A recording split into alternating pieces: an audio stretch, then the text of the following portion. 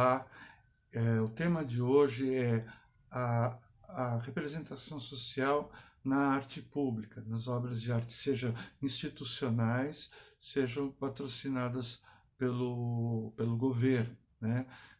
Por exemplo, a obra patrocinada pelo governo que fala pelo ideal do Estado seria o Monumento ao Duque de Caxias na Praça Princesa Isabel, considerada a maior estátua equestre do mundo, e é uma obra do Brecheret. Mas antes de falar dos monumentos da arte em locais públicos, nós tivemos esses últimos dias o debate em volta desses personagens que são representados. Então eu falei, pode ser do governo ou de uma instituição. Uma instituição patrocinando uma obra no local público pode ser desde um mural, uma obra de arte dentro de um shopping, de um hotel, ou numa praça pública. Em praça pública nós temos o exemplo da fonte, popularmente chamada Fonte dos Desejos, que na verdade faz parte de um conjunto escultórico maior, que presta homenagens ao compositor erudito do século XIX, Carlos Gomes. Em decorrência, então, desses debates suscitados pela morte do George Floyd nos Estados Unidos, no início do mês de junho, né, ao redor do mundo, para começar a se praticar atos de vandalismo contra obras públicas, né, de estátuas erguidas a personagens históricos em locais públicos. E o Brasil também entrou nesse grupo de nações e estados cujas sociedades estão questionando o valor de certos monumentos, de certas figuras que não são colocadas como referências históricas. E São Paulo não foi diferente. São Paulo, está para o Brasil como o foco, o local de nascimento do Brasil como nação. O Brasil foi descoberto, foi achado, enfim, por navegadores portugueses que encostaram na Bahia, né? E depois a coisa foi acontecendo. Agora, quem deu o formato para a nação como nós conhecemos hoje foram personagens históricos aqui do estado de São Paulo, os bandeirantes, que eram pessoas já, a maioria nascidas aqui, filhas de portugueses e muitos miscigenados com a população nativa local, tá? E esses empreendedores, por assim dizer, né, era uma empresa, inclusive o termo empresa que a gente conhece hoje para fábrica, quer dizer empreender, fazer alguma coisa. O que eles faziam? Eles iam atrás de riquezas, né? Então entravam pelo interior do país, saíam aqui de São Paulo, entravam pelo interior do país à procura de ouro e pedras preciosas. E também a fazer escravos, a apresar índios, né? E isso tudo fazia parte de um ciclo econômico, né? Que era o nosso modelo de sociedade colonial, né? Nós éramos uma colônia de exploração. As pessoas, os empreendedores, os oportunistas, enfim, quem para cá vinha, a metrópole portuguesa queria o que de nós? Queria as nossas riquezas, diferente da América do Norte, que foi um outro tipo de colonização. Foram pessoas que fugiram, perseguidos políticos que adotaram a América do Norte como sua nova nação. Aqui, América Espanhola e América Portuguesa, eles vinham extrair e voltar enriquecidos para a metrópole, certo? As pessoas, sejam militares, a serviços da coroa, do Estado português, do Estado espanhol, sejam empreendedores privados. Isso posto, o bandeirante, por que ele então foi alçado a uma figura histórica, se ele era um explorador, uma pessoa que fez, de fato, definiu as fronteiras brasileiras, definiu, mas isso teve um custo social.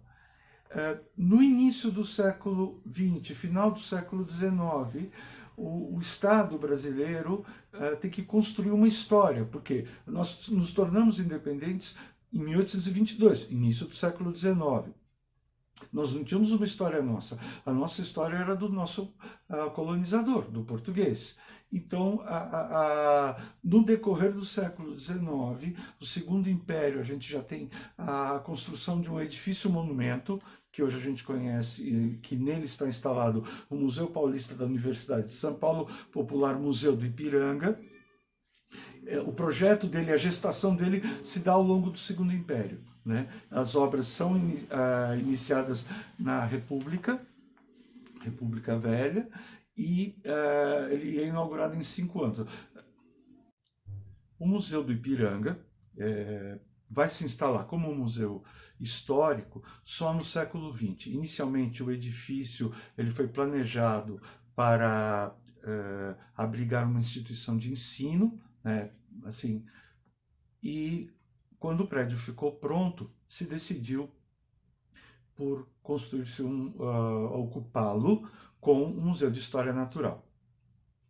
Esse período durou relativamente pouco, já no início, a partir de 1917, com Afonso D'Astragnoli Tonet, foi seu primeiro diretor como museu histórico. Ele ficou de 1917 a 1945, e no período de 1903 a 1925, a instituição Museu Paulista vai fazer uma série de encomendas a artistas plásticos, escultores e pintores de criar esse personagem, né? O personagem bandeirante. Então eles tinham as biografias, né? Sabiam mais ou menos o que cada um tinha feito, a descendência, o ano que tinha morrido, etc. e tal. Só que nós não tínhamos, como era uma coisa não oficial, não tinha nenhum artista no século XVII, no século XVI, registrando. Nós não temos um registro iconográfico, até porque eu já disse em aulas passadas, manifestações artísticas no Brasil, no período colonial até a independência, basicamente eram ligadas à religião, à religiosidade. As pessoas não se faziam retratar. Tá? A partir do século XIX, com a chegada da família real, sim, nós vamos ter pintores representando a vida na corte, os eventos, já começa a mudar, e daí para com a vinda da missão francesa, então você vai ter esse cultivo da arte, e as pessoas com maiores posses vão se fazer retratar, mas até então, nesse período, nós não temos nenhuma imagem concreta, né? A referência vem da construção do bandeirante, vem de um desenho feito pelo Debré, de uma cena de combate, a única cena de combate entre índios, exército indígena, homens brancos e índios botocudos, no estado do Espírito Santo, né? Então, ali, o Debré, como um viajante, ele documentou a vida no Brasil no período que ele passou pelo nosso país, ok? Ficou vários anos aqui. Então, em cima dessa pequena iconografia, dessa cena de batalha, que vai ser mostrado aqui no slide, eles se basearam para constituir o que seria a indumentária daqueles desbravadores, daqueles pioneiros lá do início da colonização. Okay? Ocorre que, por exemplo, para você usar um chapéu de abas largas, nós estávamos numa região de Mata Atlântica, bosque fechado, floresta tropical. O chapéu de aba larga ele não funciona nesse contexto, porque você não tem o sol direto e ainda tem um monte de obstáculos naturais que vão arrancar o chapéu da sua cabeça, né? Então, essa construção segundo essa pesquisa iconográfica realizada pela equipe de pesquisadores e historiadores que estão trabalhando com o Museu do Ipiranga, teria sido a matriz de constituição do Bandeirante. E o outro elemento foi tirar os traços de miscigenação da fisionomia desses personagens históricos, que todos eles eram miscigenados, eles já estavam 2 ou 3 gerações no Brasil, e havia o português. A respeito disso, a gente tem até um vídeo feito com esse tema, os indígenas, pelo Gregório do Vivier, nessa última sexta-feira, dia 26 de junho, né? E é o indígena que vai ensinar o cidadão europeu, português, a sobreviver nessa terra, né? Então, era natural que houvesse essa miscigenação, né? Muito bem. Então, para criar esses personagens, para ter essa idealização, então a gente vai ter essa iconografia de Debré, essa única ilustração de guerra. Nesta prancha vemos a representação idealizada do Bandeirante, inclusive a comparação com quadros de autoridades, como a gente vê no canto direito da prancha. Nesta prancha, podemos observar na fisionomia e na constituição física, que são características do homem europeu.